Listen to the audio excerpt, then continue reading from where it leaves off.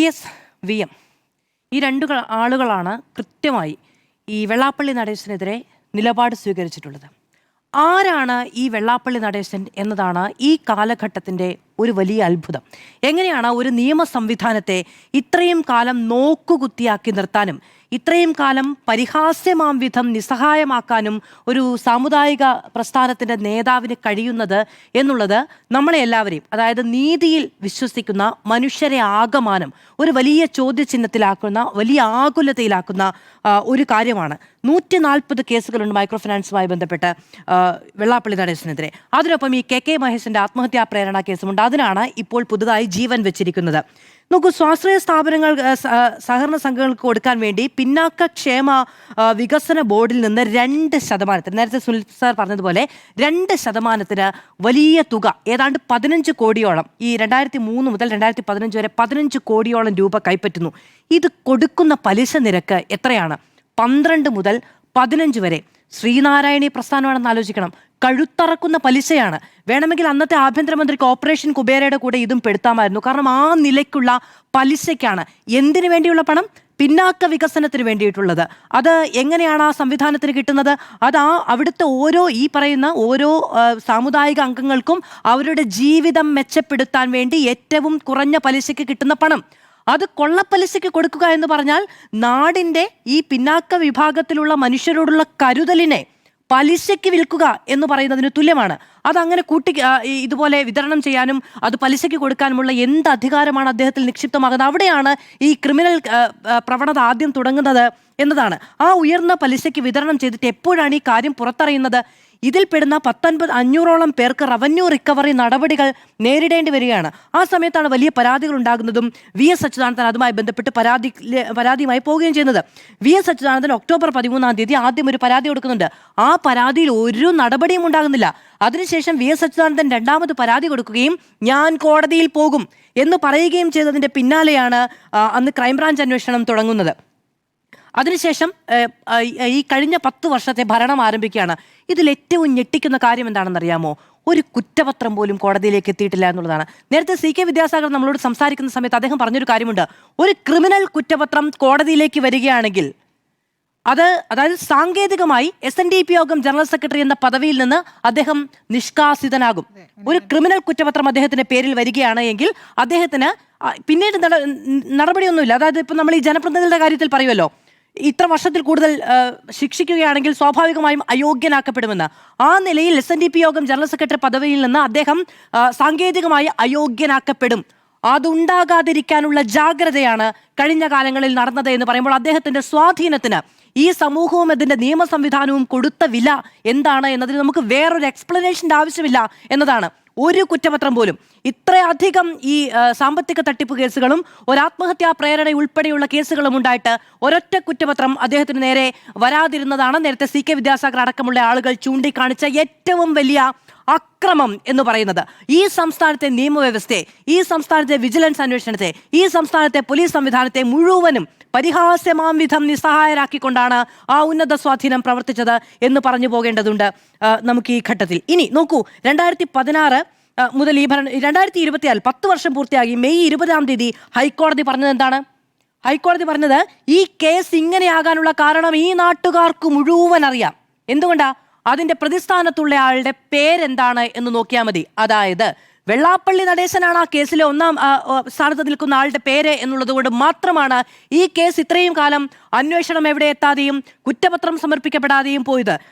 ബദറുദ്ദീൻ എന്ന് പറഞ്ഞത് ഈ കേസ് ഏൽപ്പിച്ച 2 പേർ, ശശിധരൻ അദ്ദേഹമാണ് അന്വേഷണം ഇപ്പോൾ നയിക്കുന്നത്. അപ്പോൾ അദ്ദേഹത്തെ 2 കേസുകൾ ഏൽപ്പിച്ചിട്ടുണ്ട്. രണ്ടും എവിടെ എത്തില്ല എന്നുള്ളതാണ്. അദ്ദേഹത്തിന്റെ അന്വേഷണത്തെയും SITയുടെ അന്വേഷണത്തെയും ആ കേസ് ഏൽപ്പിച്ച ദേവസ്വം ഡിവിഷൻ ബെഞ്ച്, ഒന്ന് ശബരിമല കേസ്, സ്വർണ്ണക്കൊള്ള കേസാണ്, വലിയ വിശ്വാസത്തോടു കൂടി കാണുന്നത്. പക്ഷെ എപ്പോഴൊക്കെ ജസ്റ്റിസ് ബദറുദ്ദീന്റെ ബെഞ്ചിലേക്ക് അതിന്റെ ജാമ്യാപേക്ഷയുമായി ബന്ധപ്പെട്ട കാര്യങ്ങൾ വരുന്നുണ്ടോ അപ്പോഴൊക്കെ നിശീതമായ വിമർശനമാണ്. ഇനി ആ താല്പര്യം കൊണ്ടാണോ പറഞ്ഞത് എന്ന് എനിക്കറിയില്ല. ആ നിലയ്ക്ക് അതിനെ വായിക്കേണ്ടതില്ല എന്ന് തോന്നുന്നു. പക്ഷേ നിശിതമായ വിമർശനം 20 പക്ഷെ ഈ കേസിൽ പൂർണ്ണാധികാരമുള്ള കോടതിയാണ്. അപ്പോൾ ആ കോടതി പറയുകയാണ്, മെയ് 20 പറയുകയാണ് എന്തുകൊണ്ടാണ് ഈ കേസ് എവിടെയും എത്താത്തത് എന്ന ചോദ്യത്തിന് ഉത്തരമായി അത് വെള്ളാപ്പള്ളി നടേശന്റെ പേരിലുള്ള കേസ് ആയതുകൊണ്ടാണ് എന്നുള്ളത്.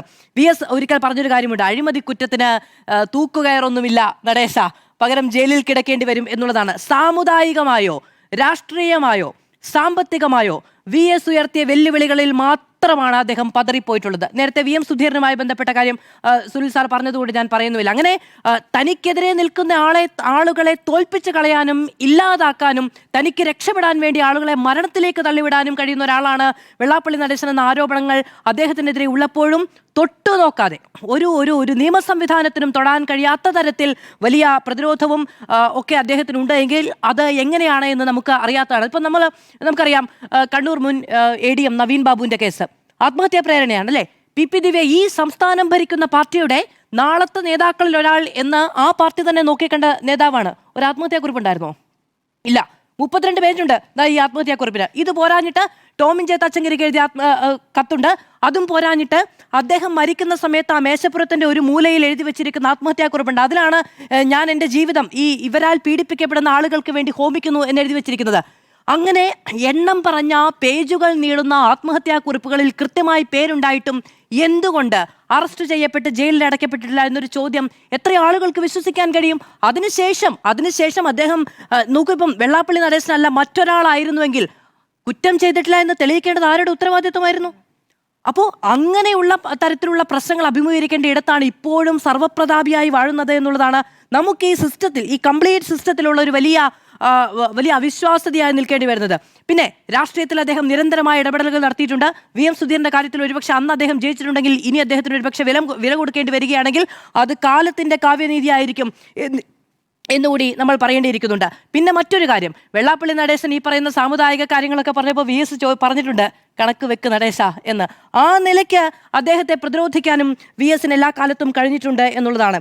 ഇനി മാത്രമല്ല 2022 നവംബർ 21 മൈക്രോ ഫിനാൻസ് തട്ടിപ്പ് കേസിലെ അന്വേഷണ ഉദ്യോഗസ്ഥന് സ്ഥലം മാറ്റമുണ്ടായി.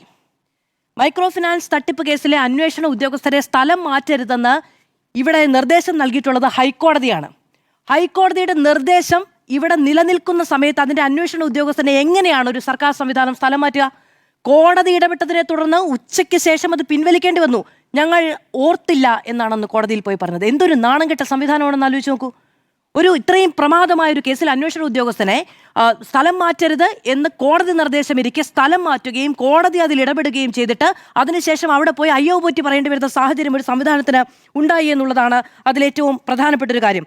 ഇനി നേരത്തെ സുനിൽ സാർ വായിച്ച കേസുണ്ടല്ലോ, കള്ളുഷാപ്പ് തുടങ്ങി അതിന്റെ ലാഭം മുഴുവൻ എടുക്കുകയും അതിന്റെ കേസ് മുഴുവനും മദ്യം വിഷമാണ്, അത് വാങ്ങരുത്, വിൽക്കരുത്, കുടിക്കരുത് എന്ന് പറഞ്ഞ ഗുരുവിനേക്കാൾ വലിയ ഗുരുഭക്തനാണ് എന്ന് പറഞ്ഞു നടക്കുകയും കുമാരനാശനേക്കാൾ വലിയ നവോത്ഥാന സംഭാവനകൾ നൽകിയിട്ടുണ്ടെന്ന് രാഷ്ട്രീയ നേതൃത്വം പുകൾ പറയുകയും ചെയ്ത ആളെക്കുറിച്ചുള്ള ആത്മഹത്യാക്കുറിപ്പിലെ വരികളാണ് നേരത്തെ സുനിൽ സാറ് വായിക്കുകയും ചെയ്തത്. കള്ള് കച്ചവടം നടത്തി അതിന്റെ ലാഭം എടുക്കുകയും അതിലൊരു മനുഷ്യനെ മുഴുവൻ കേസുകളിൽ ഇരയാക്കുകയും ചെയ്തു എന്നുള്ളതാണ്.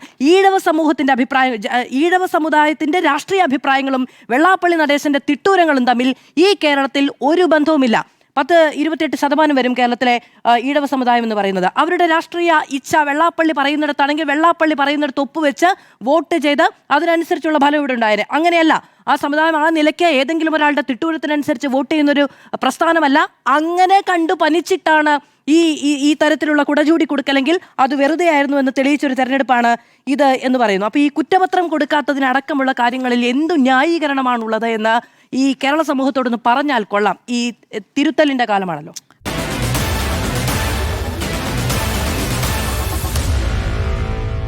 Meet the editors.